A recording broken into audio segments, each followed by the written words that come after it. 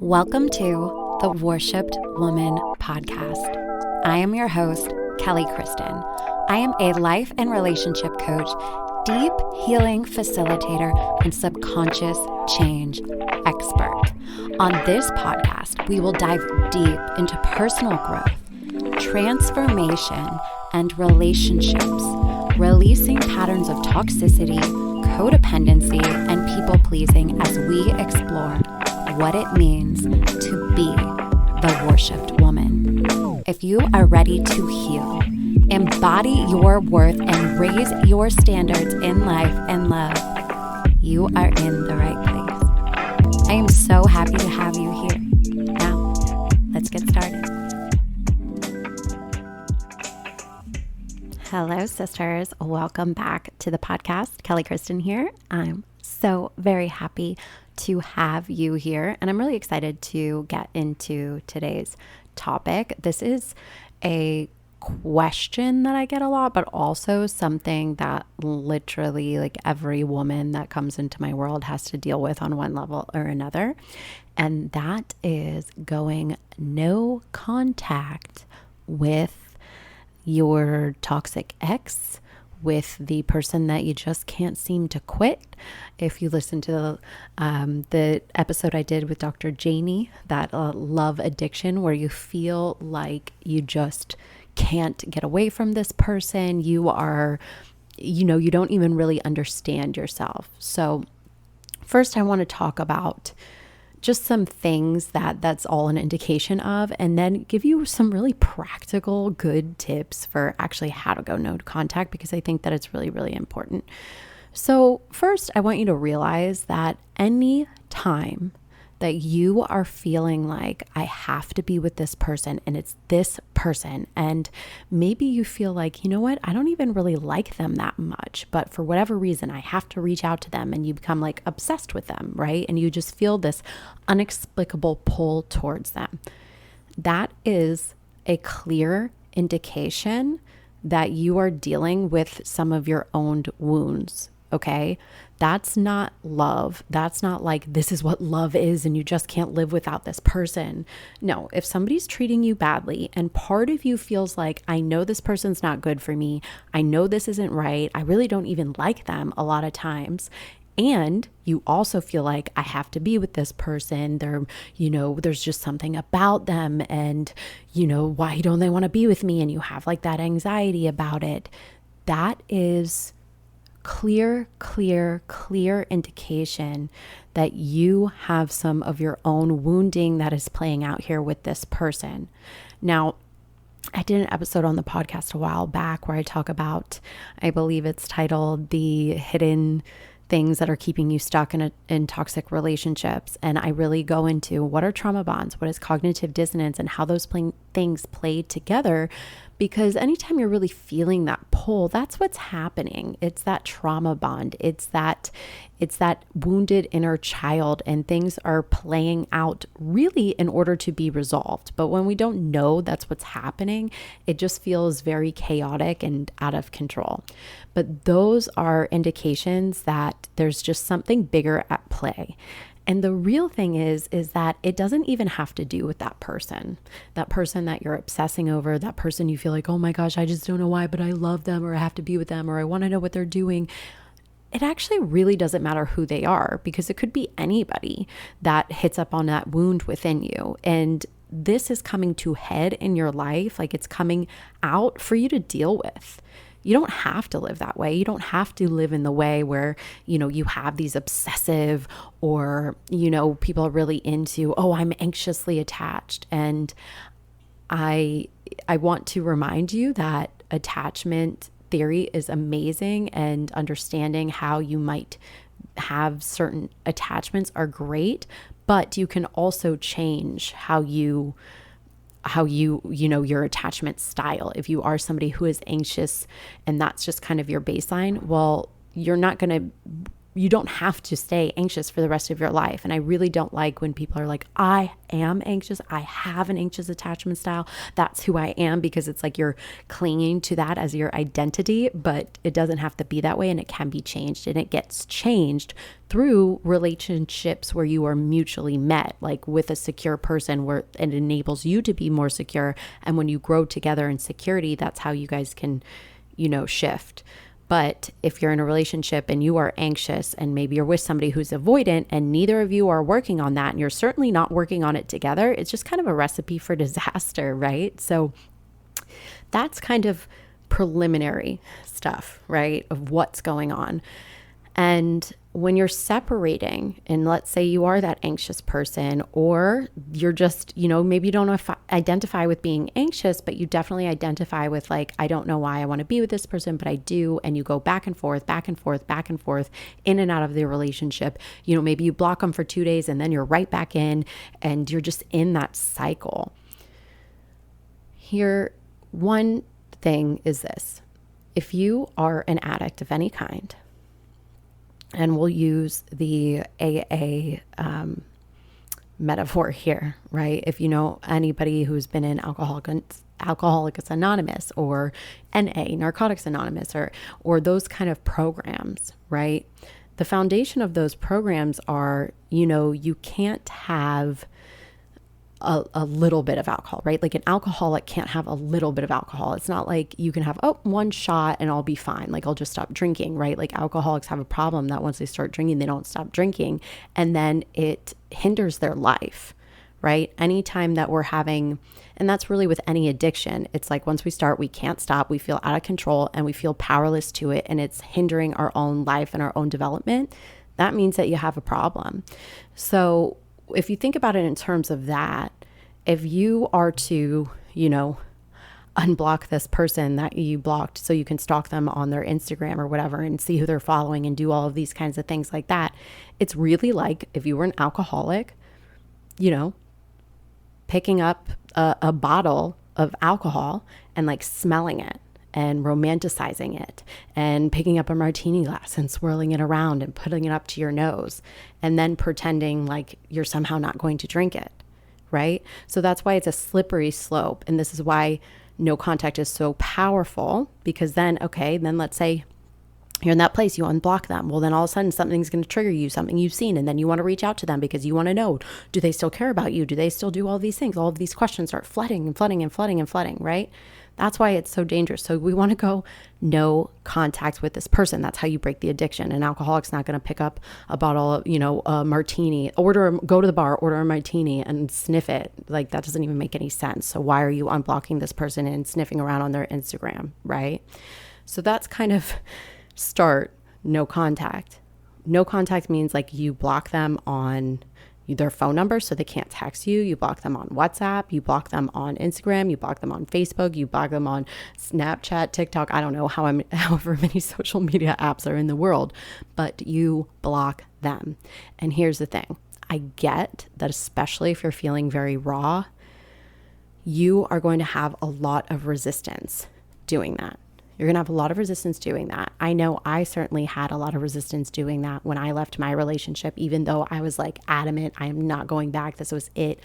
And I'll tell you that I almost found like some enjoyment out of how much that person was calling me, how much he was texting me. Like I almost kind of was like, ha ha ha, like you don't even know what you lost, right? And then it became very, very obsessive, where, that person is all of a sudden calling me 30 times in a day when I was like, at the time I was working in a I'm in a meeting and my phone is just going on and on and on and on and on and on. And my colleague looks at me, he's like, Kelly, what the hell is going on?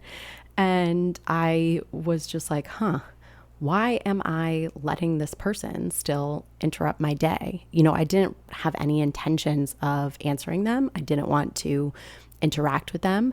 And it was really just my own ego being like, oh, okay, well, I know that he still cares about me, or I know that he regrets how he treated me, or all of these things, right? Because it was making me feel better than having the reality of the situation be what it was, right? And that's just a slippery slope. Again, even if you're not planning on, reaching out to that person or whatever. And my situation was a little complex because, I had kind of escaped out of my house. I was trying to get things out of my house, and it was just like, it was honestly a nightmare. But I ended up having to just completely block that person. And then they ended up actually stalking me, coming to my work, following me places. I had to call the cops multiple times. It was not an easy process. So I know sometimes it is not an easy thing, but you have every right to call the cops over and over and over again. If you need to, you have every right to get a restraining order on people that do not treat you well, that you do not want to be around, that are not healthy for you to be around. Okay. So those are things that all can happen, and it doesn't take much to get a restraining order. And you deserve your own peace. You deserve your own happiness. And you want to know what I find also kind of crazy and interesting about that whole thing is that these people that are very toxic, manipulative, and abusive all have very, very similar patterns. I can't tell you how many women that I have talked to, work with, that, their ex is showing up at their job or showing up at their work or, doing the same exact things, like word for word, same exact things that my ex was doing. And, a bunch of other women's exes were doing. So it's just very predictable behavior. And I hate to tell you, but it doesn't mean that they care about you. It doesn't mean that they really love you and that they're oh so sorry. It's just that they're upset that they don't have the power over you anymore. And they will do anything to get that power back. That's what they are about. That's what drives them. And that is what it is all about. It isn't about you. It isn't about caring about you. It isn't about loving you. It is about, I need the power back over this person because I need power to feed me. I need power to feel good, and the only reason that my ex really left me alone, which, minus me calling the cops a bunch of times, was because he found somebody else very quickly that was, he was able to feed off of. And I was happy about that because I got to be left alone. But that's what happens. And, once they start getting supply and can get power over somebody else, they'll eventually stop getting it from you or wanting to get it from you or needing to get it from you. And that can hurt. And I hear that from a lot of women as well, where it hurts that they moved on so quickly or, they just left and didn't seem to care. And that's the tough part because it feels like you never even really knew this person, because this person, you don't really know who they are. They only show you the parts of them that they want to show you. And it is very fake. It's very convoluted, and it's really, really sad. And that's also why these kind of behaviors are so predictable, because it's just a power play. It's not really who they are. They're not showing you anything about themselves. It's really just a power play. And so I just want you to know that. And going no contact, although it might feel hard, although it might feel like, oh, but I really, really want to reach out to this person, is the way that you're going to be able to create enough space from this person so that you don't get sucked back in, so that you don't pick up that drink. Okay. And the thing is that I really want you to focus one day at a time. Because if you right now sit there and say, I'm never, ever going to speak to this person again, and it's never going to happen, and that's what's going to happen. But then you have all of these thoughts about how you're going to, you start thinking about how, oh, you miss them, and this nice thing happened, and this happened, and oh, but what if this, but what if that, but what if they change, and all of these things, then you're going to be right back there at the bottle, because forever feels like forever. Right? I mean, it's like, gosh, have you ever said, I'm not going to eat this certain type of food anymore? And then all of a sudden you're like, oh, I got to eat that food. I got to eat that food. I got to eat that food. And then you end up binging on it because you told yourself that you weren't going to have it. The same with an alcoholic, where it's like, if you said, I'm never, ever going to drink again ever in my life, it feels very overwhelming. So I want you to do is say, take it one day at a time. Just one day at a time. That's it. Just not today. Just don't reach out to them today. Just don't speak to them today. Keep them blocked today. And if you can do that, the days are going to add up, and then you're going to stop having to count the days, because you're not going to be thinking about this person anymore. Now, during that time is really the time where you're going to want to start working on yourself. One of the biggest mistakes I see people make over and over and over again in this space when you leave a toxic relationship is becoming obsessed with learning everything about narcissists and obsessed with learning everything, oh, well, they did this and that's called this and blah, blah, blah, blah, blah, blah, blah, blah, blah. And you spend so much of your time just going down this YouTube rabbit hole. I mean, some of these narcissist channels have like millions and millions of views, and people spend 8 hours a day watching all about narcissists while ignoring yourself. And that's a mistake.